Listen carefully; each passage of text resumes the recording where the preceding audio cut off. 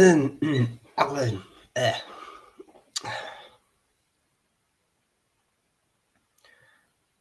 still not better. Like, dang it, I don't know why. So, I guess health report before we start, because people seem to like when I do that. Basically, my headache is gone, so that's good. My nose is still somewhat blocked, but now all the mucus has gone like to the back of my throat. So, for the first time ever in these live streams, I will not be drinking milk today. Instead, I have just a glass of water. That's it. So yeah, I just nice drinking water. Like I've still got the popcorn here, like as per usual. That's not changing, but I need something that actually doesn't make my throat even gloopier than it is right now. So yeah, fantastic. I have songs to record and I cannot do them. Yay. So anyway, welcome back to MyStreet 5 years later. Today we're looking at the big not the big move. Lover's Lane. Sorry. We're looking at Lover's Lane today. The first episode of which also I need to close down some tabs as well. Just all of these. All in the one window. Yeah, I know. It's like I've got Beanie Boy breathing down me. It's like, hey, when am I gonna get your vocals for like the part of our song? And it's like, I don't know. I want to record them, I promise. Anyway, let's go on full screen for now. Oh, okay. It's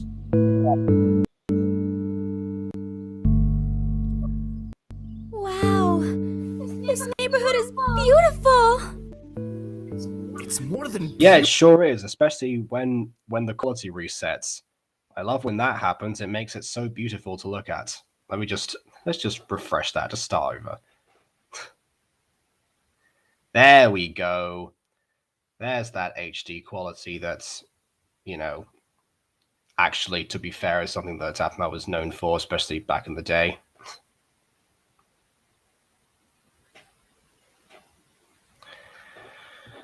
All right.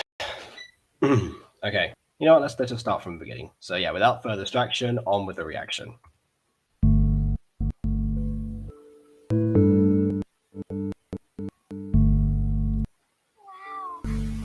Wow. This neighborhood is beautiful.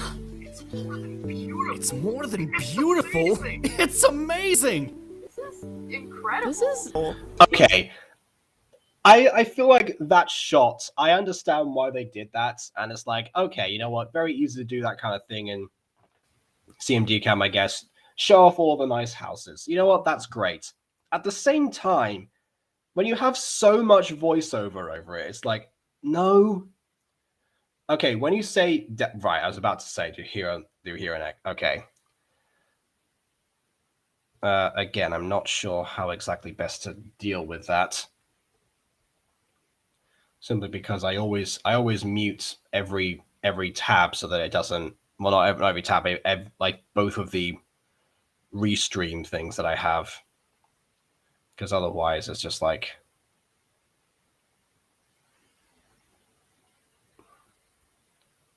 I don't even know what I was about to say there.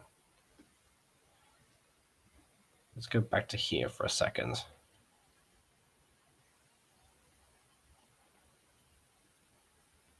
It's interesting. It's interesting because weirdly enough, on Google Chrome, it says that it says mute site rather than mute the tab, and on the edge it says mute tab. I don't know. What do I do about that?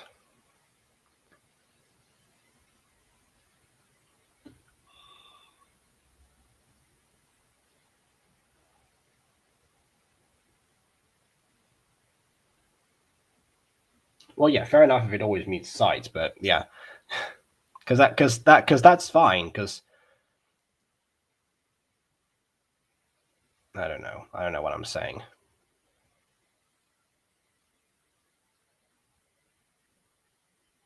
Because it obviously just mutes it for me and not for you, Lux. Otherwise, I won't be able to talk through it and share this. Okay, I'm gonna try one other thing. I'm gonna try unmute site. Mute this tab, so it'll be on a bit of a delay for me, but it should be fine for you. Let's see.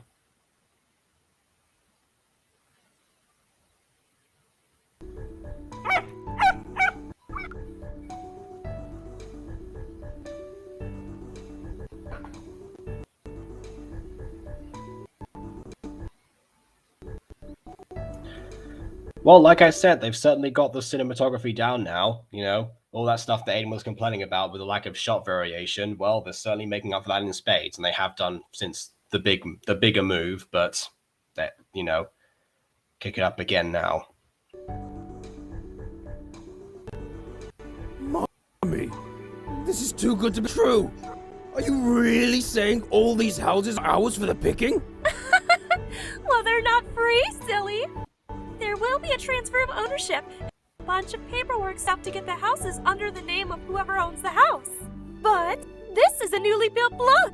After you pick your houses, the remaining on the market will be put up for rent to whoever wants them. I mean, that's fair. I will say, of course, that there's like only one house that ever gets rented out later on. Oh well. Whatever the conditions, we're all really grateful for this. We were kind of worried we'd have to move far away from each other. Yeah, then the series would be over. No, we can't have that. Jeez. Oh, hi, Emily. Suddenly we've got more people. All right. Emily says, sorry, can't stay long, but hi. And then Monet says, woof. Quack. Pleasure. Anything for my little Gargar and Zuzu. Oh, thanks, Mommy. Thanks. Mommy. No problem, boys. Now I'll leave you all to settle in. Ta-ta! So, But they don't end up apart Nue Sorta. What? Oh, but don't they end up apart anyway, sorta? Well, yeah, for like vacations and stuff, but that's not really saying much. Now I'm only saying meow. The person with wolf in their name says meow. How fitting. I guess we all go around and pick houses? And living buddies. I know some people are living together. Uh-huh. Of course you'd remember that. What are we? Well, that was a big revelation before, Afmal. You're not gonna hide it now. Like, I don't know why you brought it up, to be honest. That was a dumb idea. Waiting for? Come on, Kawaii-chan. I want to get best pick. Hey, wait! Are you... You know what? There's some evolution between with those two, actually. You know, at the start, Kane and Kawaii-chan, the only thing they could actually agree on was the fact that Afmal gets the biggest room, and they kind of just kept to themselves. Now they're going off to a house by themselves, and they're competing for the best pick. Not competing, but they're helping each other. So yeah, you know what? I like that. I will say it's one of the things that I do miss about the series going forward, because arguably the real best interactions in early MyStreet kind of but they boiled down to Afmal and her romance with Gareth and Lawrence, and Dante's subsequent intervention between those, and Afmal's relationship with Caitlin and Kawaii-chan, you know, being roommates and such. I feel like those two things in particular were, to me, the strongest points, like the strongest selling points for the series. Again, granted, by the time I joined the fandom, that series was already over. That season was done and dusted. But to me, I think that's where that kind of like shone the strongest. So yeah, I guess like once again, you know, even though it's going back to the roots of season one and the particular formulas of it, there's still enough difference to warrant this return in a way, actually. Oh, and I see that Midas agrees that there were some other things. Travis making things go boom, like the oven and the feathers. Also his entire house. Those were important. Okay, well, think about it this way. Travis appeared in episode 13 of the season. So, yeah, and it's not like he was around for very long. I mean, just like when you get down to the very, very core. Like, I'm not gonna pretend that there's lots of other stuff that didn't really make it in and makes it very special. I mean, Aphmal's friendship with Zane is very close to that. I'm just talking about what really got set up in the first episode and like the core of it going in, like the stuff that translated over from Minecraft Diaries in a way, but also built on itself and made the series much more unique. Like all of that stuff, absolutely, that I love. But yeah, I'm just thinking because that's why the change is so fundamental from season 1 to season 3. And maybe to an extent, like I remember when this first came out, this was my least favorite season of MyStreet, like overall, because I thought to myself, well, you know, they're just kind of going back to season 1. We've already kind of done this thing. I want to see them in different settings and blah, blah, blah. But yeah, when I went back to it years later, it quickly became one of my favorites. It's kind of competing up there with Starlight for that position. And it's one of those things that's like, I didn't recognize what was what was different at the time. Of course, now it's even more serialized than it was before. So that's another example of a difference. That's all I'm saying. You guys going to be okay without my cooking? We'll probably die thanks to a sugar overload of Kawaii-chan's obsession with desserts. Hey! Makes sense. But we'll be fine, Aphmal. Guys. Like, that's the one thing that she mentions, like, you'll be fine without my cooking. Like, won't you be fine without me? That'd be a way stronger line. I'm surprised. Is this the cafe season? Sort of forgot. Yes, it's the cafe season.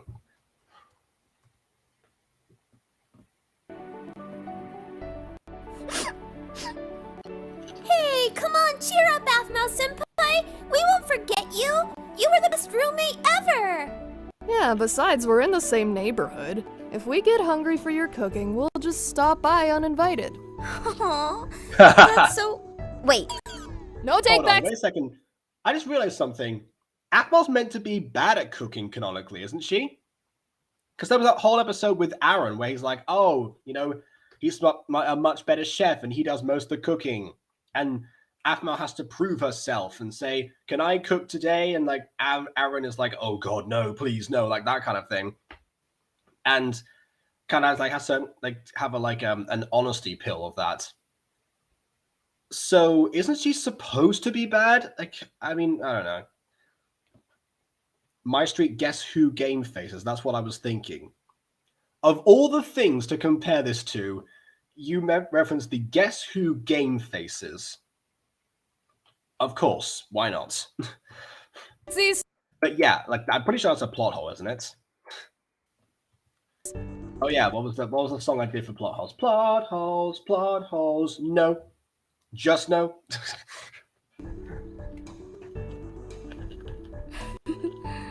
Oh, those girls. I'm going to find a place alone. Same. I'm a night owl, since that's when the spirits are most active. See you guys around. Literally. I wonder, actually, what would have happened if Zane and Lucinda moved in together? Like, just on a principle, because they both like to be alone. Lucinda's a night owl, so she'd be on a different schedule to Zane. And Zane, like, they both get the space they need. Like, I feel like Zane would have probably benefited more from moving in with Lucinda, or at least asking or something. And that could also like be able to show how Lucinda can gain trust in somebody. And arguably, Lucinda's been very betrayed in the past by some other people. So it would almost kind of be like, yeah, I feel like they both benefit a lot from living with each other. I'd love to see that alternate timeline, actually. It'd be living alone, Lucinda, like sort of. That's basically what I'm saying. Yeah. like sort of dangerous. Nah, be fine. You know what? What do you think's more dangerous? Living with Lucinda or living with Gareth? Which is what he ultimately does. I feel like I know which one I prefer. Lawrence? Why not? Dante? Hey, I'm always down for cheap rent, but it was kinda crowded in our place back home, so I might want a room with Travis. I'm down unless we can find a bigger place for all four of us. Maybe we can be neighbors. Let's go look around. I'm surprised they haven't talked about this already, to be honest. Like all these kind of things, it feels like not the Aphmau and Ken and Kawaii-chan scene. That was more like just a hearty goodbye. But those four, they really should have discussed this previously. You know, like during the bigger move or something. Like how are we going to live together or something. Then again, they did just find out about this new neighborhood. So maybe I'm just, talking nonsense right now. Well, yeah, everybody which is test subject. Yeah. Okay, the test subject thing is like an angle that I'm sure they could work on. And to be fair, Zane is a great vehicle for comedy as well. So if he did also become Lucinda's test subject, that would be hilarious. We already have, episodes where he turns into like a baby or a cat or something. Like, considering the state of the Aphmau fan base back then, that would have been ideal, honestly. Well, ready to look around? As Yes, I'll ladies. ever be.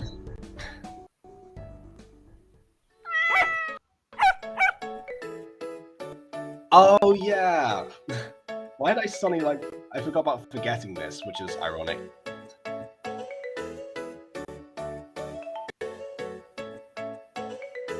This is the first time we've had, a theme song since Faster Car faded out at the end. I'd argue that I actually prefer this to Faster Car.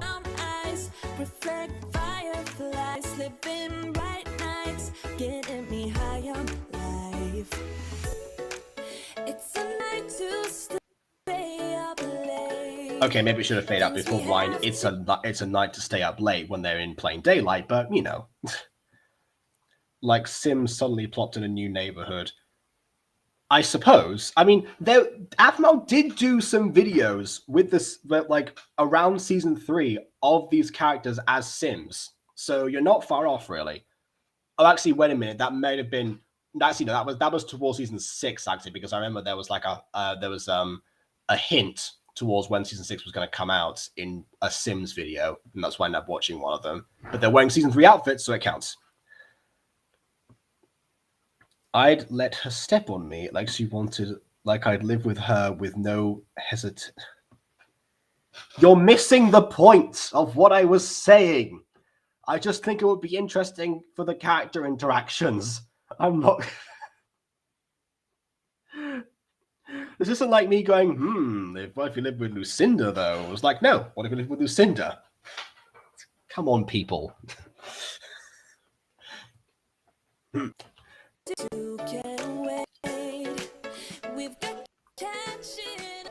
So, are you set on this house?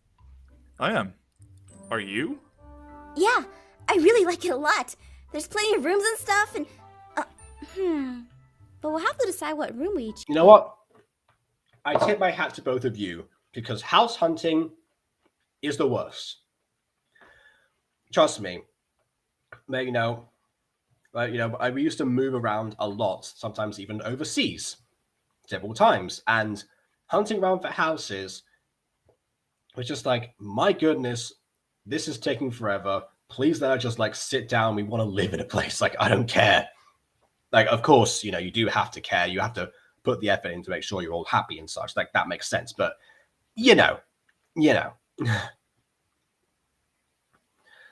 Anyway, also, I'd want to be a cat. It's cool with her magic stuff.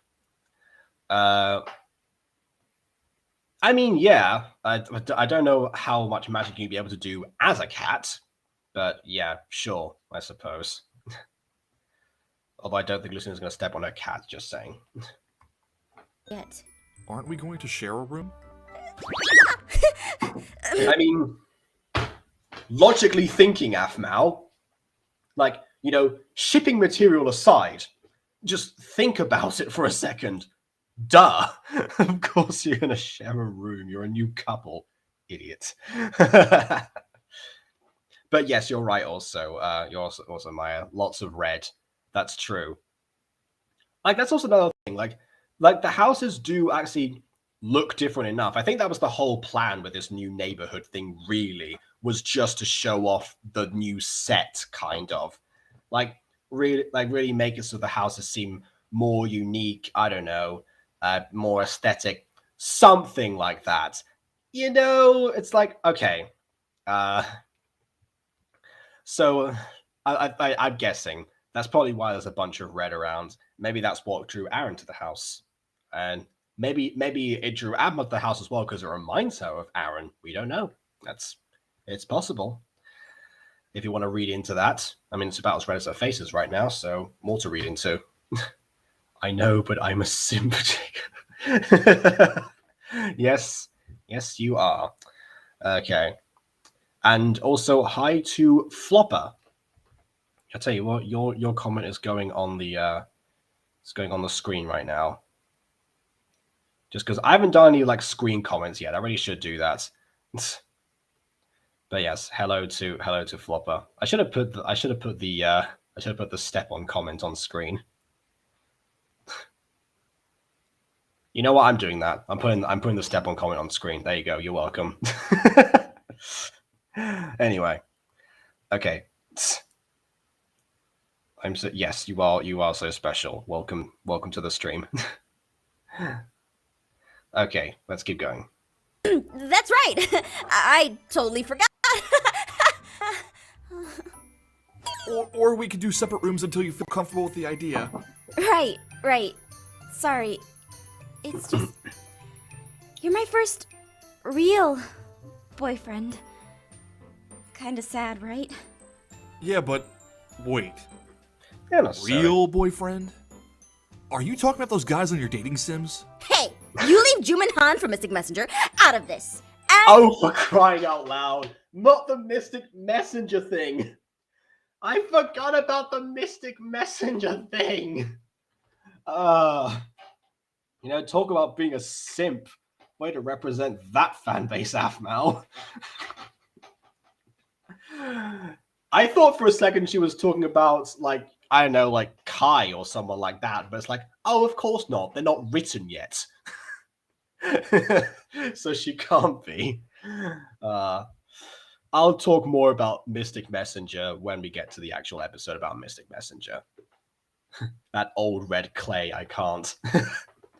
I mean, it was, at least red clay was around at this time, because otherwise it would have been red wool. That was what we used to before. That's what we OG Minecraft players had to use for colored walls. Sheep's wool! The very textured sheep's wool! Why am I doing a voice? I said I'm not recovered yet. I'm so stupid. Imaginary boyfriends dates your work. What? Dates your work? For what, Wallace? What? Are people speaking English anymore on this chat? Dates your work for what, Wallace? I don't know. Hashtag Jacob was on. Yeah, that's true. I've been playing Minecraft for 10 years now. So yeah, which is, I mean, next year I'll have been playing Minecraft for like half of my entire lifespan, which is exciting. I'm not gonna be like most people like, ugh. It's like, nah, you know what? I'm glad that I've been able to keep up a hobby for that long because, my goodness. I really need to start like playing Minecraft with some more people recently. Get back into it because I feel like a lot of you lot, especially like on the call, we just just update with ourselves. We need to like play Minecraft or something at some point. I don't know. Especially now that I don't really have a set bedtime I need to adhere to. So yeah. Anyway, no one to worry about being asleep or whatever. That's what I'm trying to say. But we'll get there. So for what walls? Oh, for colored walls. That's what I'm saying. Like, if you want walls that had specific colors, then you would use wool before hardened clay was added. We should tonight. I mean, yeah, maybe. Yeah. Could do that. I mean, yeah. Well, but probably not immediately because I have to eat first. But I mean, what? Nothing. I'll be ready soon. You know. Dating sims don't count. He didn't mean that, my bait character. What do you mean, like? But seriously, what I mean is, you know, someone who actually cared as much about me as you do. I'm just teasing you. I've always had feelings for you, and you know that. This is just the first time. Mm-hmm. See? Again, Melissa, dating the best friend thing from last episode. She doesn't know. Different context. Mildly different what we're talking about. They're meeting at 12 a.m. Yeah, I've said this before, but whenever I have a stream, I never have dinner before I stream because I'm like, well, I might still be, because I'm very slow eater, so I might still be carrying on while the stream is going. It's like, well, great, I've got a plate of rapidly deteriorating food next to me, so I always wait until after the stream. It's not like, oh yeah, embrace the unhealthy lifestyle. It's like, it's just convenience basically. Besides, I've got the kitchen that's right there, so I can just make myself something. Been together as a couple. Don't feel that you have to act a certain way around me or my family. What did I mess up? Then we'll work through it. Uh-huh. Hey, we've been friends for a long time. Yeah, that's what you really need to do. That's a mature relationship right there. If you mess up, you work things out. Like, obviously, sometimes it's a case where you have to kind of like let things go and like, you know, move on with your life if it's not working out in the long run. But making mistakes, basically, is not something to shy away from. So again, another great lesson that Afmal teaches through her romance plots. Like, she knows that her fan base is based a lot around shipping. So she took, especially she took the opportunity to teach people that was okay, and that was what was going to happen. And arguably, this season is actually kind of about that in a way. Akbar and Aaron's journey in this season is about, well, learning about each other as well and Aaron's past, but also making mistakes and how exactly you're going to fix them, with a few external factors that we shall address in time. But I think that right here, again, this is only the first episode, but they're setting that up pretty well. And that's another difference between this and season 1 as well, because season 1 didn't have a specific plot in mind. Like, those elements I mentioned before were kind of the core things that carried the story going forward and inspired everything else. But here, actually, it seems like they have specific journeys really figured out. The first season of any show is its experimental season. That's why they're often sometimes shorter than, you know, than the rest of them. So you're trying to see what works and what doesn't going forward. And then when you have a bit more of a structure, then arguably the second season can take over and you can explore in greater detail. And I feel like maybe Love Live Paradise did that somewhat, but not really. This is where it comes into play. And having learned that, understood that in the 5 years since it was first published, that's why it became elevated for me, I think. Well, part of why it elevated for me and became one of my favorite seasons of the show. Anyway, Friends to Lovers is terrible. I will give testimony why if you want. I mean, that's fair. I'm just saying that Afar and Aaron are very much the exception to the rule because of the way that they interacted with each other in the past. Like, I don't know how long they were friends as Shu and FC.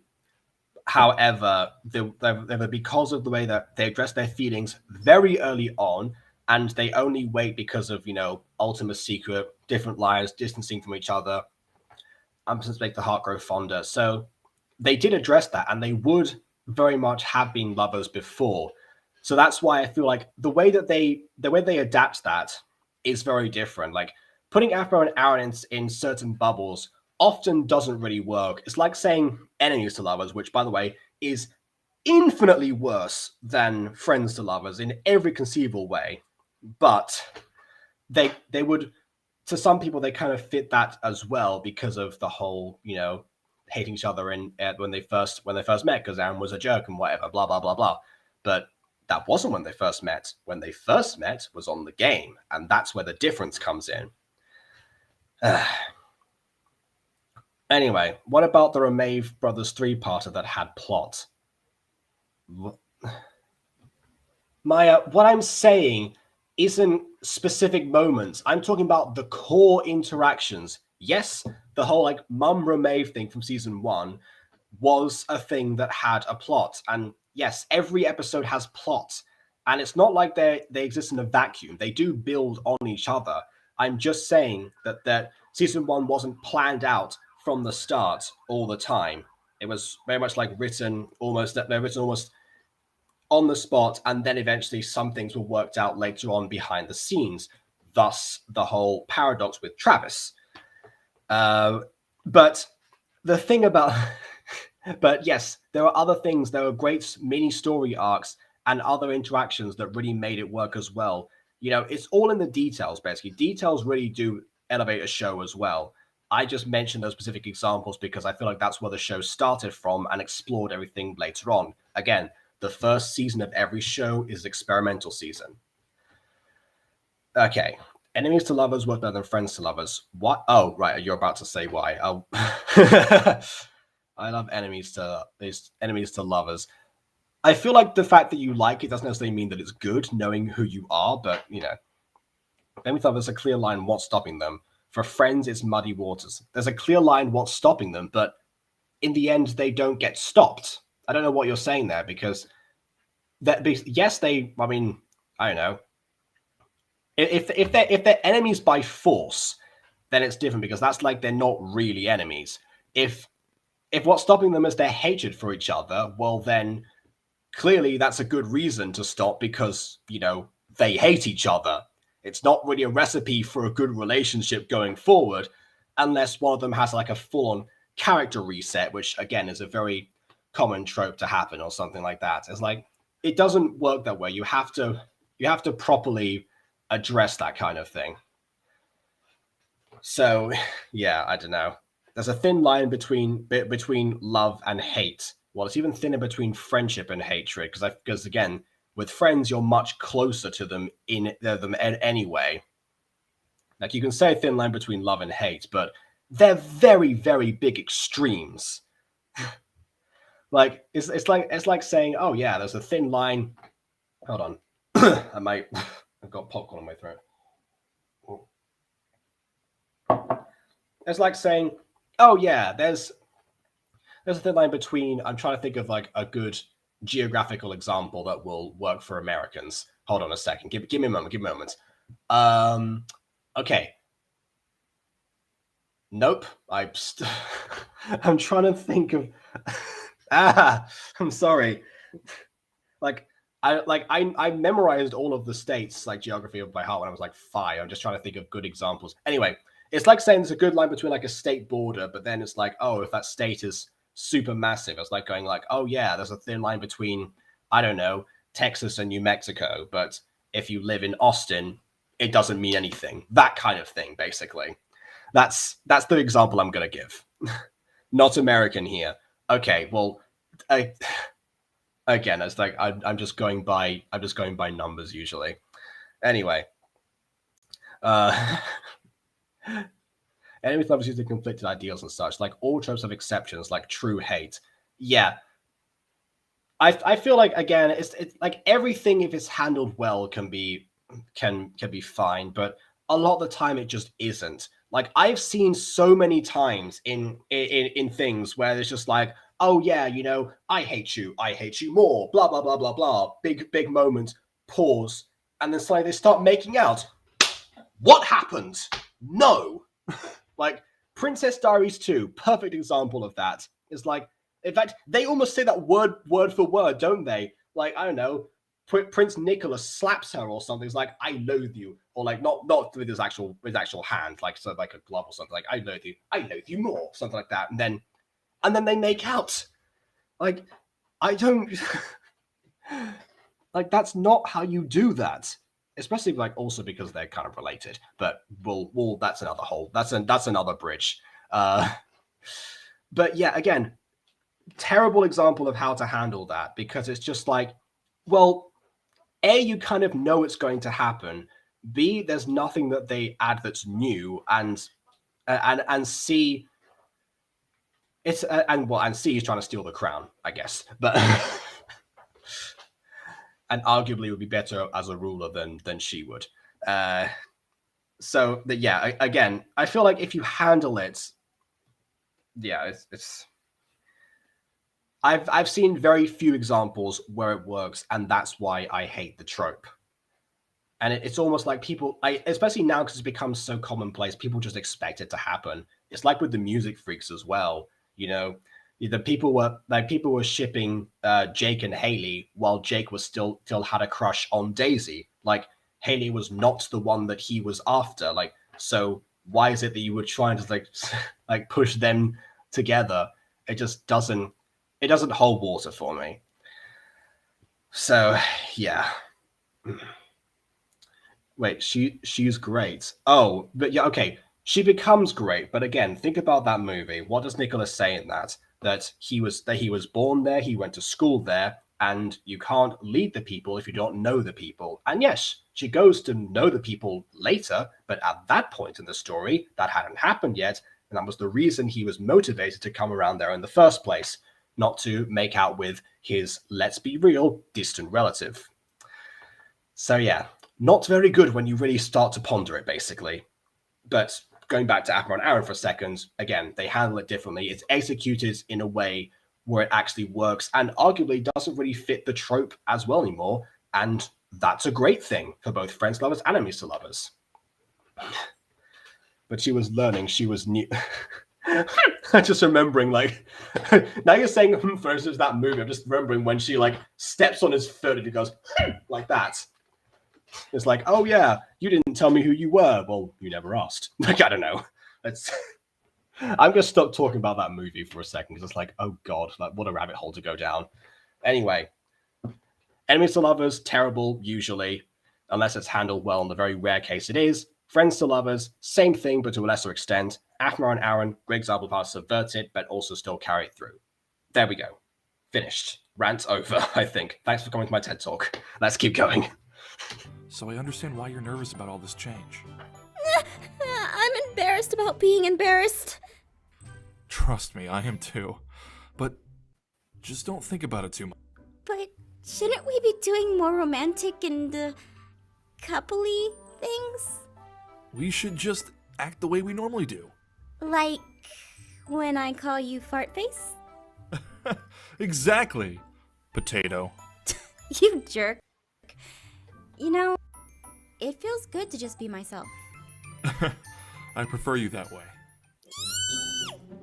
Okay, before we get to Kawaii-chan and such, but by the way, how do they hear them? Because like the window's there. There's no way they can hear their conversation unless they've got the worst soundproofing of all time. But also, like again, a great mature conversation between the pair of them and the idea of just being able to be yourself. That's another barrier that a lot of friends to lovers aren't able to cross. Actually, I know I said I wasn't going to go back to it, but Jesus, this conversation is still going. I need to express this. But yeah, a barrier that they don't really go over a lot of the time is just not being yourself. Because like suddenly it's like, oh well, you know, now I can't mess this up in any way. I have to be the perfect version of myself. Like arguably, this happens with just regular couples in general. We try to present ourselves in like the perfect light. We want to be like the one, the ideal stud muffin, you know, and like any sort of conceivable flaw that we might have is suddenly instantly to be removed. You know, I actually saw this thing on TV yesterday. There's the stand-up sketch show over here. There's a comedian called Judy Love, who was doing a thing where where she was talking about just like her just lounging about in very, very like quote unquote unattractive ways in her house, because who cares? She's in her house. She suddenly gets a call from the guy that she's seeing and starts flirting and everything. Oh, what are you wearing? Your favorite leopard print, which is a lie, blah, blah, blah, blah, blah. Then suddenly it's like, I'm at your door. Oh no, I have, get rid of like the shaving cream remover and blah, blah, blah, and, put my wig back on, etc., etc. It's like, come on. Like, yes, that's funny, but it's funny because it's true. Like, people do that. And that's the thing. Friends already see our imperfections. So if anyone wants to do like a friends to lovers thing, the idea of someone who can see your own imperfections and love you despite them is actually almost more appealing in a way. Again, another reason why these two work so well, because they've had that time to just be themselves, and it's much more relaxed than the Gareth and Lawrence way of doing things, where, it's just like, oh no, there's a threat. We must handle this like men, we have to panic. We must be the perfect ones. Lawrence, we must deal with this. Hello, Aphmau. Like, Aaron, meanwhile, swoops in, perfectly normal, lets her watch Frozen a bunch of times, and again, loves her despite the fact that he doesn't really like the movie and be forced to watch it a bunch of times, and they become much stronger because of it. So yeah, it does boil down to the people, ultimately, and again, the way that the writers handle it. Okay, so Manu also says, friends lovers handle poorly because at times I tend to forget to give them a solid reason why they can't be together besides shyness. I'm going to put that on. I read that really quickly because I'm very animated right now, so I'm going to put that on screen. Yeah. That's true. I that's another thing I've seen a lot, that people are just like, we in fact, even in Buffy the Vampire Slayer, this happened as well. Like, like Willow waited for ages for Xander to notice her, and like just since they were children or something, it's just like one day he'll turn around and see me, but I can't confront him. I'm too shy. Yada yada yada. And what happens? They end up dating other people. So yeah, that's that. I mean, there is that moment where that actually does happen later on. They were still dating other people and they end up making out, but we don't talk about that. That was a terrible plot line and an example again of how not to do it. But an example of how to do it actually is just, they date other people and move on with their lives. So yeah, like I see that a lot. So yeah, you're definitely right about that. That's Marinette and Adrian, isn't it? It could be. Again, I recently did a gacha review of a series that has now included miraculous lore into it, basically. Again, those are, they've been in editing for some time, so you'll see that eventually. But bottom line of that is I am not an expert on miraculous in the slightest, but yes, I think it does seem to be like that. And again, it's very common to do. The subversion there, as far as I can tell, is the fact that they each have crushes on their superhero, or well, one has crushes on a superhero alter ego, and the superhero doesn't realize that, and then just why it's crushed on the regular one, and it's like a love square with each other. That's the subversion there. It's not like it's really becoming entirely original. Yeah. And Good Omens, I have nothing to say about because I know nothing about it. So yeah, we're gonna carry on.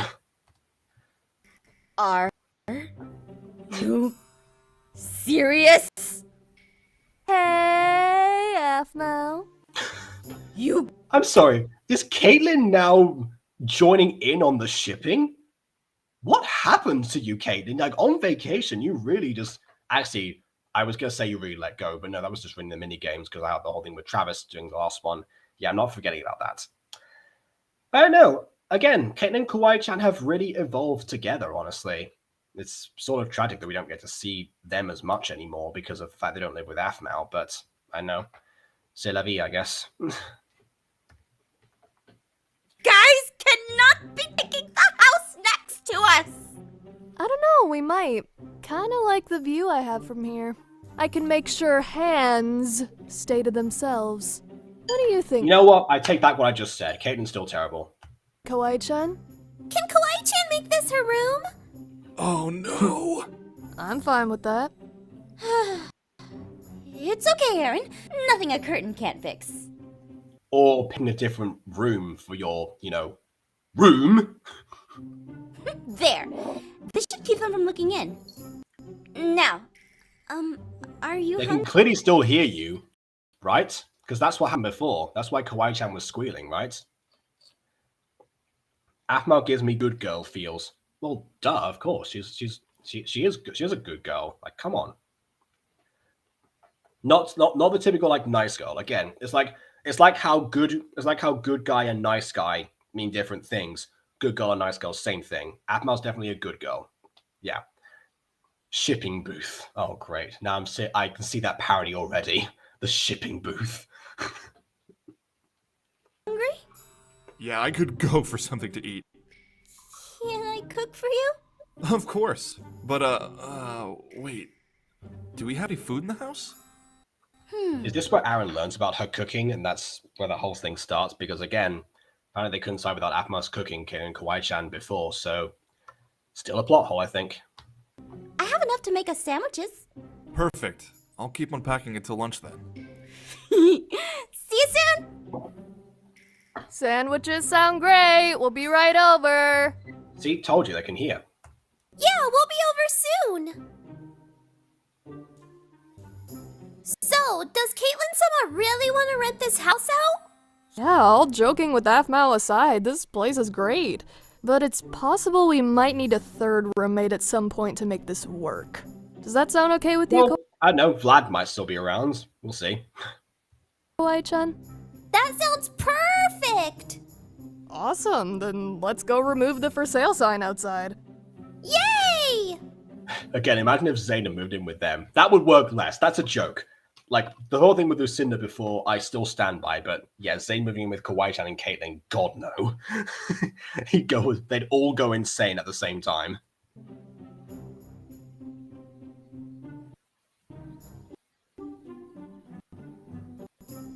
Yes, Vlad, yeah. You'll remember Vlad. Again, classic good boy. Okay, then. Lawrence and I will get this house, and you guys get the one next to it. Okay. Dante, you okay? It's just we were living together for such a long time. No, you weren't. It was like a few months. Also, this was your idea. Don't go back now. College, after college. I'm gonna miss you guys. I mean, even then, no, actually. That's another thing that they retcon, because Dante and Lawrence did not go to the same college as Gareth. So that's still a lie. What is this? Oh, Dante, we're living right next door. That's right. You can come visit anytime. And I mean anytime. Don't be a stranger. Well, what about me? You can come over too, Travis. It's just the houses are too small for 4 people. Right. And I don't want Travis to be on his own. You're too good of a friend, man. Then we good? We good, man. Awesome. You know what? I'm going to talk about the truth about Travis here for a second. Again, the theory that started my whole journey into the YouTube side of Aphmau fanbase. In that video, I remember I said that it was Dante's proximity to Travis No, sorry. It was Travis's proximity to everyone else that was causing all the issues, and that therefore Dante was subconsciously trying to get rid of him once he realized that Travis was starting to, remember everything that he had repressed. However, now I guess we've gotten past that, and Travis has really made plenty of strides and gone really past his massive bouts of insanity. So you know what? It makes sense. That's if you really want to follow that theory, which even I myself is like, okay, at this point, I'm still grasping at straws like I was back then. But if you do want to follow that theory, then that's some other good character development from Dante. There you go. Take it or leave it, I guess. I need some more water. Hold on a second.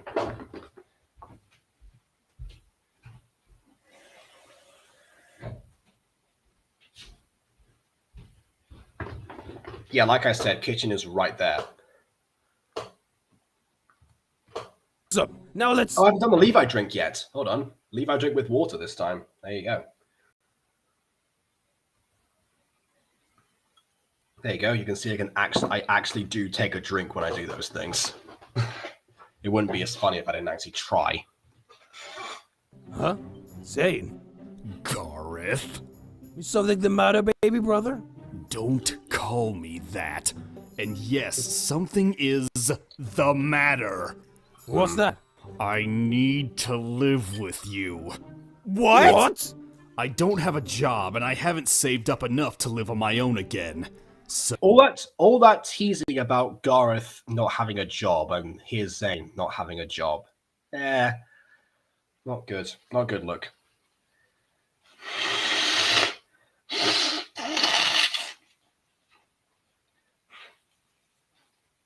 I am still not recovered. So, I'm living with you until I can leave you. But I Again, should have gone with Lucinda, but well. thought you hated me and Gareth. Yeah, and me and Dante. What do you and Dante have to do with Gareth and Lawrence? We're Nothing anymore. No. living right next to them. Yeah, and we got a super awesome technology to help us keep in touch! That's just two tin cans with a string. Yeah, that's super awesome! I've got a headache already. Zane? I mean, they all have phones, so yes, I'm not surprised. Why doesn't Zane just take over the company, collect, dominate the world if he was out to? I think it's because he acknowledges now that the pressure is not for him. And that's not actually what he wants. So, I guess now he's matured past the point of just wanting power, which is what, again, if you watch the remake of episode 1 of MyStreet, he does mention that was one of his primary motivations, and even arguably like in like a the mall security guard and such, he still has power over people. So I think again, it's his evolution, it's his friendship with Aphmau, I think, that really made him change from his diary self into what he is now, in a way. Of course you can live with me and Lawrence. What? I never thought I'd see the day where my baby brother actually came to ask me for help. I'm regretting it already. And I'm not asking you for help. I'm going to pay my own part of the rent. So I expect you guys to leave me alone and respect my boundaries. Of course. You guys gotta live with Zane. Jealous? Oh no, not one bit. I'd live with an alligator shark bear man before I'd ever consider living with you. Like I thought. Now, if you'll excuse me, I'm going to pick my room. But his diary sub was so cool. Are you saying that you don't find his friendship with Aphmau the least bit an improvement on his personality before? I mean, yes, it's funny to in a modern setting to have someone who's evil and bent on world domination, but there comes a point when you just got to watch a pony show with somebody. Come on. Hey, Aphmau's making sandwiches at her and Aaron's place. She invited you? Nah, but Kaylin did. You guys want to go? Oh, what? Development. They've actually still trying to patch things up. Once again, maturity. I like it. And yeah, I don't think Caitlin and Travis count as enemies to lovers. I feel like they were never really enemies. He was just like pest to lover, if anything. I think it's just different. Diary Zane was a genius. That he was, yes. That's true. I agree with that. Mm. Of course. Yeah, sure. She's my best friend. Of course I'll go. And there's the start of that whole thing.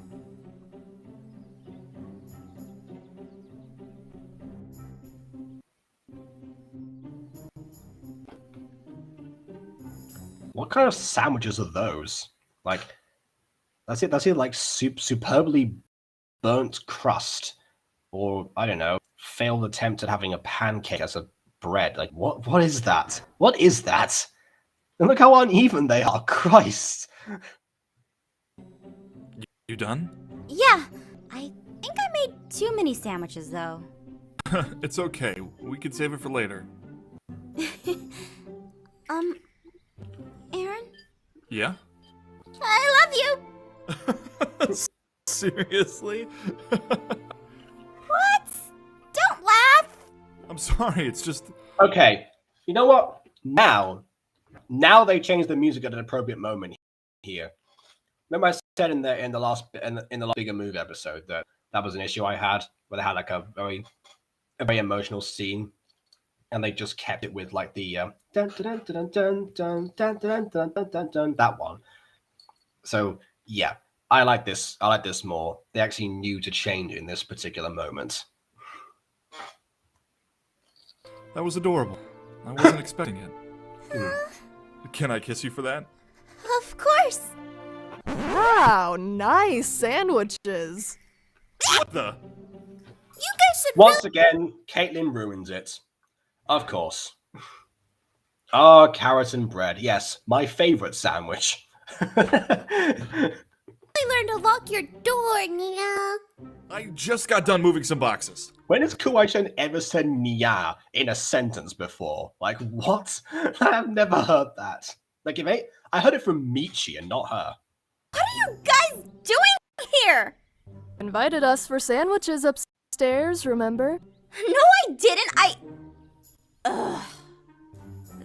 No, Caitlin saved it. Caitlin didn't save anything. Caitlin stopped them from kissing. Like, couldn't see us, but they could hear us.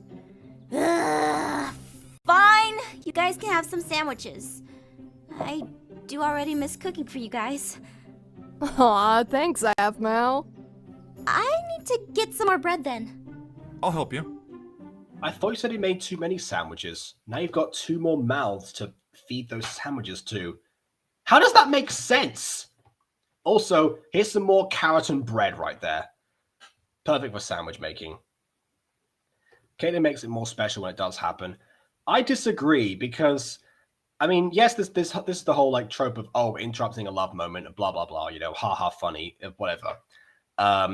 But yeah, Caitlin has now had a history ever since Love Love Paradise of really like, you know, trying to like Aaron keep his hands to himself and everything, like actively hindering their relationship going forward. So yeah, if anything, she's more of a constant obstacle than some of the other people around, you know, that might rhyme with Luciana. And that's not a good look. Hey. So yeah, not special. Where's my kiss? What kind of soda you guys got? Are you kidding me? Where did you come from? What? Caitlin invited us for sandwiches. I just want to kiss Af. No, go on. I'm not stopping you. I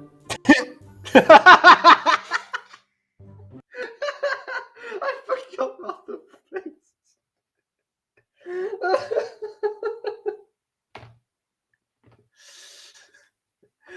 Well, I guess this is Garth being over his crush on Afmal then. That's fair. All right then. You know what? Let's just go eat sandwiches. Agreed. Oh, and it was getting so romantic too. Ooh, It sure was, Gareth. Thanks for saying something.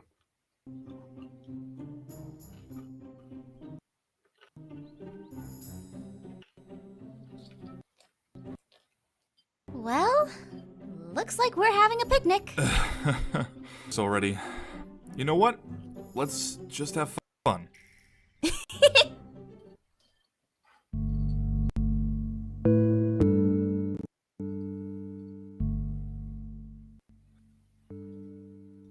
Well, that was fun. We should have parties and stuff more. Yeah, I really enjoyed. Afmal did 2 parties last season alone. Don't set yourself up for this again. Enjoyed it. You actually talk to people. You know, I'm really. Wow. He talked to the same people that we was on holiday with for ages and also talked to. What a shock. Impressed with how far you've come. You didn't really used to talk to anyone. Yeah, but, well, I guess you brought out the best in me. Aww. Also, he does do that to people. Yeah. I owe you a kiss from earlier. He sure does. Okay. That's it! I give up! Wait. You need a name, little guy. Anything in mind? Oh yeah, I forgot they never actually named them.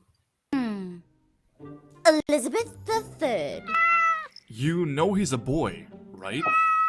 In that case, I'm going to name him Eli the Third. Wait, isn't that just the name of the cat from Mystic Messenger, but gender bent? You know me so well. I do.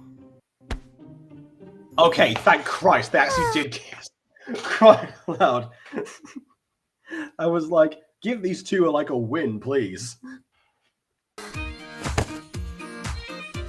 Guess you still aren't used to that. No, she is not, and it is adorable. Oh dear. Okay, this stopped going on for a while. Oh, there we go.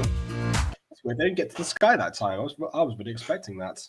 Anyway, nitpicks aside, again, I thoroughly enjoyed everything in that episode. Like, the couple of plot holes aside, and it really did. Yeah, they kiss. Yes, they kiss.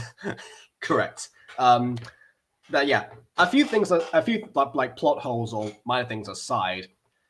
Again, it does a good job of not being just a clone of season 1. Like, they're really establishing this new era. Like, it could have been motivated around just like building a new set or something, getting bored with the old houses, but it could also just be, we're back to some sense of normality, but things have changed and it's going to feel and look different from now on, and that's a good thing.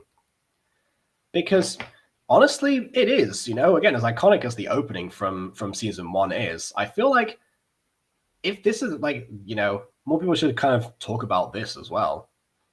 It's just one of those things, I think. Aphmau breaks her neck.